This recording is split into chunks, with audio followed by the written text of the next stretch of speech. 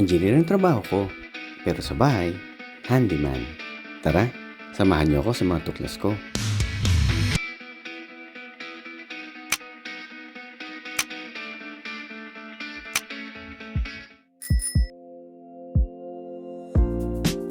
Magandang araw mga ka-project. Kumusta kayo? Tara, samahan niyo ako at merong pinabili si Sweetie sa akin sa mall. At gamitin natin si Honda City mga ka-project.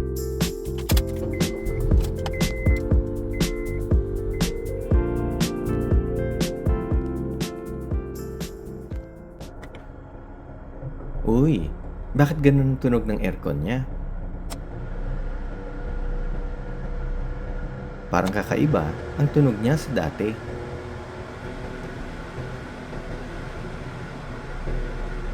Parang mas umingay yung blower motor ng aircon ng car ko.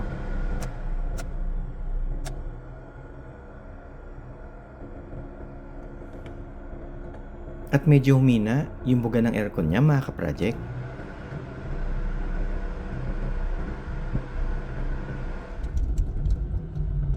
Maski habang nagdadrive ako, rinig ko pa din yung ingay ng aircon blower motor.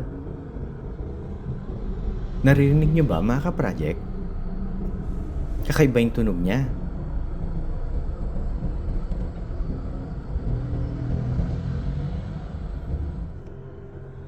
Kaya buti naman at nakabalik na ako sa parking ko.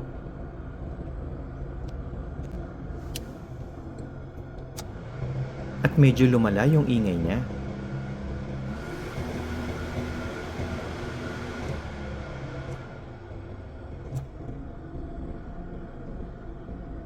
Try ko nga i-turn off muna.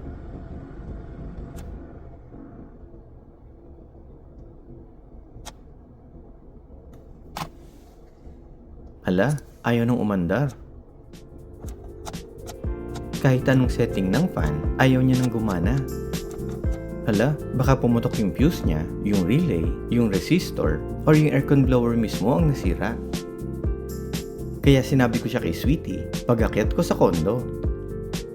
Kaya naghanap kami sa online store kung merong aircon blower motor para sa Honda City. At ayun, meron kami nakita, medyo mahal siya mga ka-project. At after 4 days, dumating na siya mga ka-project. Tara, buksan na natin.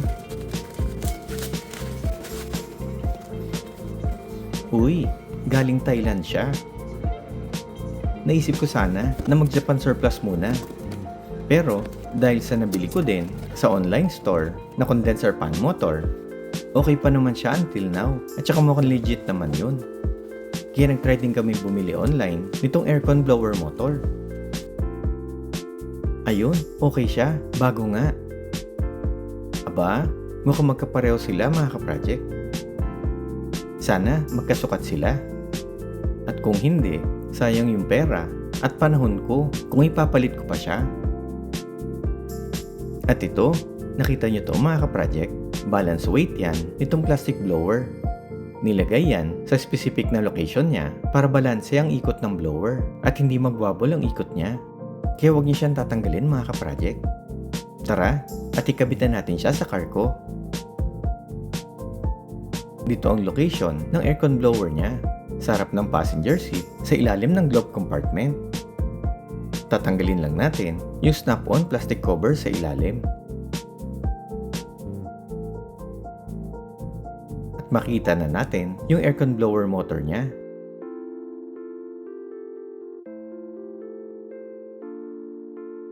Dito naman yung mga location ng screws niya. 3 yung screw niya na dapat nating tanggalin. At ito naman yung battery connection niya. Tara, tanggalin na natin siya. Gamit ang flathead screwdriver, tanggalin na natin yung 3 screw. Ito yung head ng screw, pwedeng slot head or Torx head ang gamitin.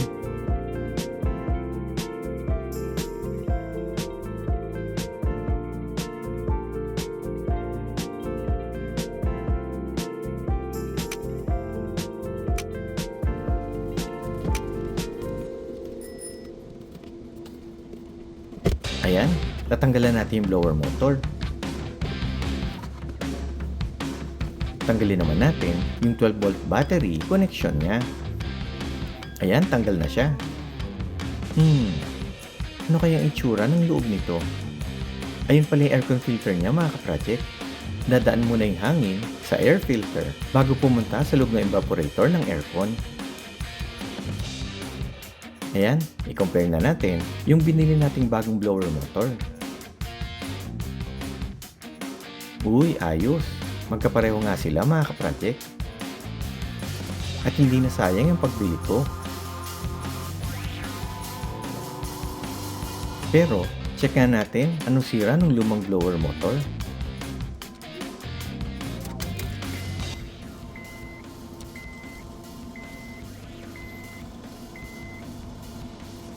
Ayun, mukhang may sayad na yung bearing niya kaya maingay. At ramdam mo na medyo humina yung ikot niya. Kaya dapat na nga siyang palitan at baka lalong lumala pag hinayaan ko lang.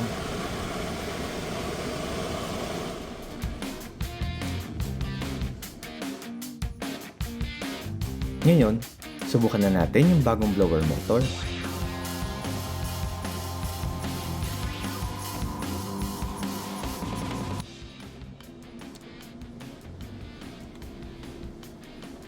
Ayun oh, maayos ang ikot niya. Normal yung tunog. At mas malakas yung buga ng hangin niya.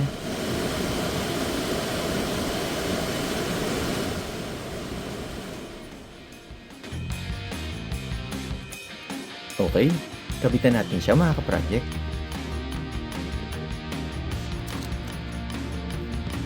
Dapat may tama mo sa butas ng screw para lumapat siya.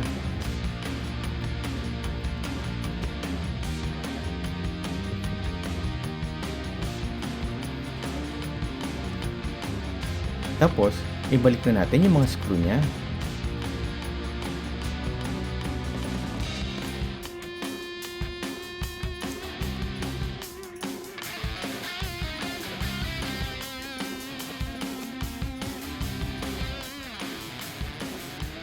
Ngayon naman, ibalik na natin yung 12 volt battery connection niya. Ngayon, ibalik naman natin yung plastic cover niya sa ilalim ng glove compartment.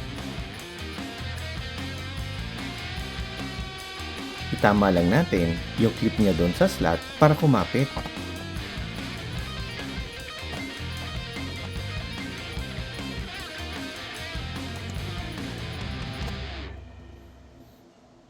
Okay na mga ka-project.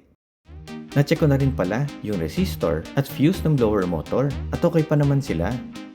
Ituro ko na din pala kung saan naman yung relay na aircon blower. At dito siya nakalagay sa loob ng engine bay. Ito siya mga ka-project oh. At working pa naman siya. If ever na ayaw pa rin umandar, isa ito sa dapat nyo ma-check.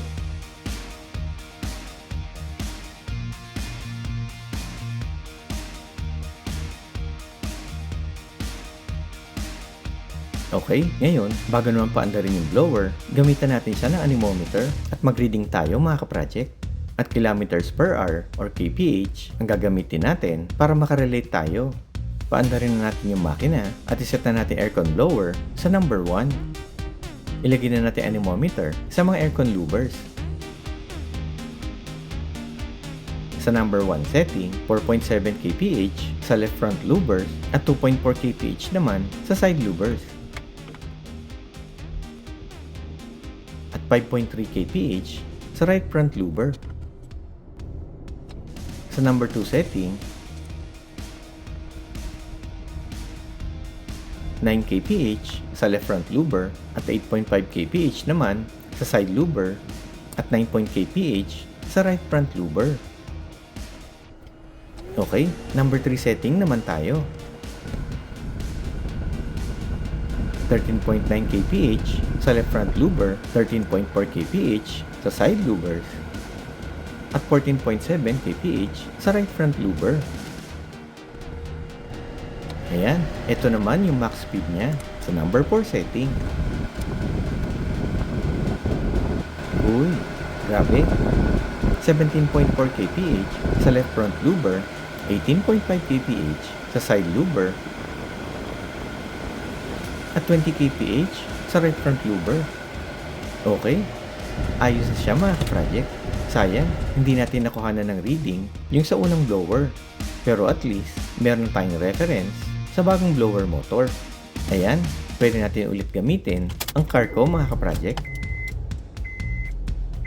Okay, nilagyan ko ng tissue yung mga louvers para makita nyo ang lakas ng hangin niya.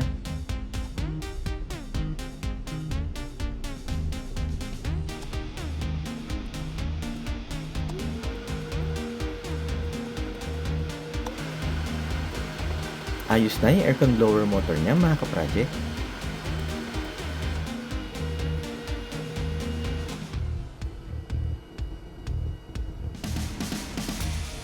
Ito na naman ang bago kong tuklas mga ka-project. Kung nagustuhan niyo yung video ko or may natutunan kayo, pakiclick naman yung like, don't forget to share, and subscribe to my YouTube channel. Pakiclick na rin yung bell icon para ma-update ka sa mga bagong videos ko. Hanggang dito na lang mga ka-project. Maraming salamat!